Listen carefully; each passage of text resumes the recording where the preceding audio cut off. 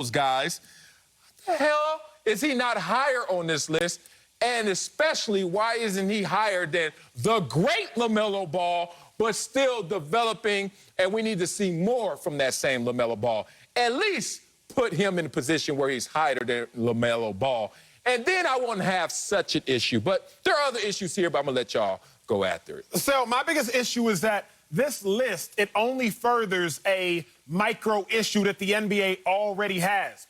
They overvalue potential instead of actually play. Like the NBA, they keep looking at potential. What do I mean by that?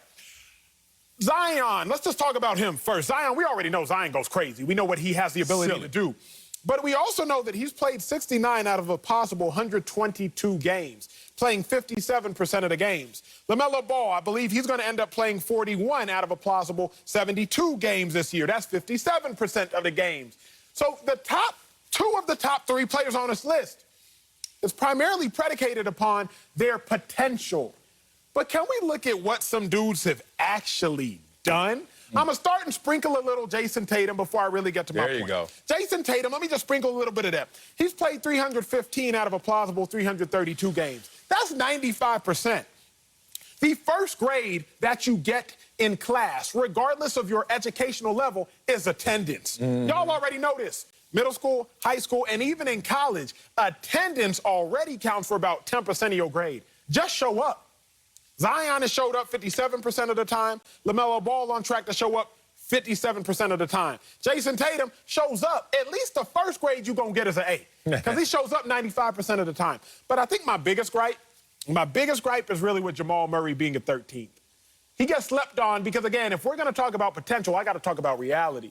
And Jamal Murray last year, what was he? The first player to score 3 straight 40-plus point games in a series since Michael Jordan in '93. First player ever to score 40 points in 3 elimination games in the playoffs. Now, let's talk about what Jamal Murray did in the playoffs, because the playoffs are actually more meaningful ball than Zion's ever played, clearly more meaningful ball than LaMelo's ever played. And if we being real, more meaningful ball than Luka's played, because Luka's only ever played in one playoff series against the Clippers, a team that he didn't beat, not his fault of his own. You saw Luka ball and go crazy. But Jamal Murray, first round against the Jazz last year in the playoffs, averaged 31, 6, and 5. Second round, the semis against the vaunted Clippers. You ain't supposed to beat the Clippers. Clippers supposed to win it all. He averaged 22, 6, and 4, including scoring 40 points in that closeout game, elimination game. Came back from down 3-1, if I'm not mistaken. Then against the Lakers, obviously they were outmatched, outhandled, but he still gave you 25 and 7. So my two biggest gripes are, number one, the fundamental issue of overvaluing potential, and number two, give credit where it's due to players that have actually played in meaningful games. Jason Tatum, 2 Eastern Conference Finals. Jamal Murray, y'all saw what he did last year. Brothers. Talk to me, CB. Did you read the headline? Talk to me, CB. It said it's the top 25 players under 25 based on future potential. That's what it's saying. It's not based on what you've done already. It is based on projections. Acho, I guarantee you, if it was top 25 players under 25, LaMelo Ball's not in the top 10. I bet the same writers, the same analysts that put this list together would have a different list. I'll give you that. But it was based on future projections.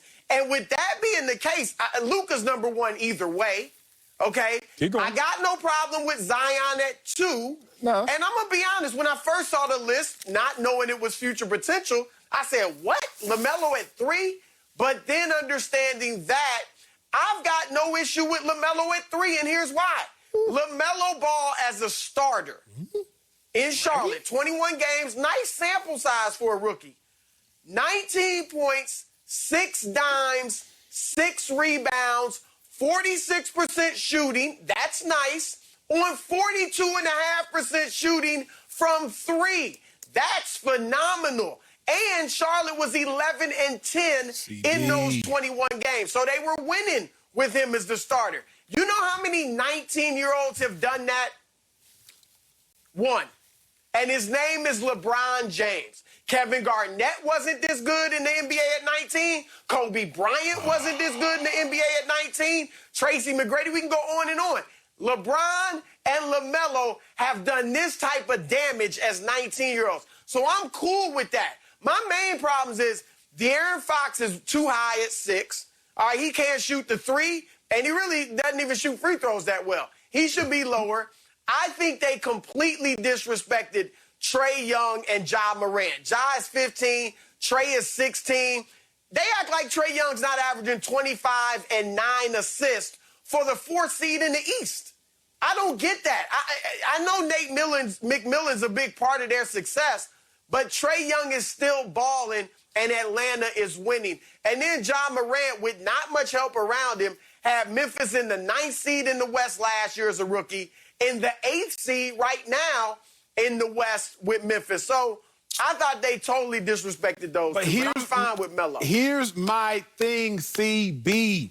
The problem is, big dog, when we talk about potential, all we ever want to do is this. How many points can they score? How many boards do they get? How many dimes do they drop? That's not what constitutes greatness. The best ability, CB, you know this. You've probably said it before, at least you've heard it before. The best ability is availability. So if I'm going to start talking about things that constitute potential, can we factor in health? Because if we were to factor in just straight talent, we never would have mentioned, we would completely change Derrick Rose's trajectory. Let's talk about Brandon Roy. We don't talk about him very often because injuries derailed him. But that's another dude that was on route to being a superstar if not for injuries. If we're talking about potential, CB, then at least we got to look at everything. I'm not just going to sit here and look at the James Harden statistics of how many points can you score, can you light up a box sheet. That's not what I'm going to do. What I'm going to do is say this. Wait a second. If I'm talking potential, I got to factor in that Zion's only played 57% of the games. If I'm talking potential, I got to factor in LaMelo's sample size is so small that am I really going to compare LaMelo's 41-game sample size to Jason Tatum's 355-game sample size, including what we've seen Jason Tatum do in conference championship? Am I talking potential? Then at least let me use things that factor in a greater sample size. So I'm with you, CB, on that operative word of potential. But are we just going to ignore the fact that, like, Luka, we still trying to figure out if and when he going to play defense. Now, he is still a bona fide number 1, no doubt about that. But, CB, I'm not going to ignore all the factors that make a guy a top-flight guy when talking about potential, because health got to be the first one. And we still not even sure if Zion going to stay healthy. And LaMelo Ball got a 41-game sample size that I can't assess compared to a dude that's played 350 games. I can't give you that on LaMelo because his injury was a freak injury that could happen to anybody. Michael Jordan's second year, we know he missed all but like 17 games with an injury. It can happen, all right?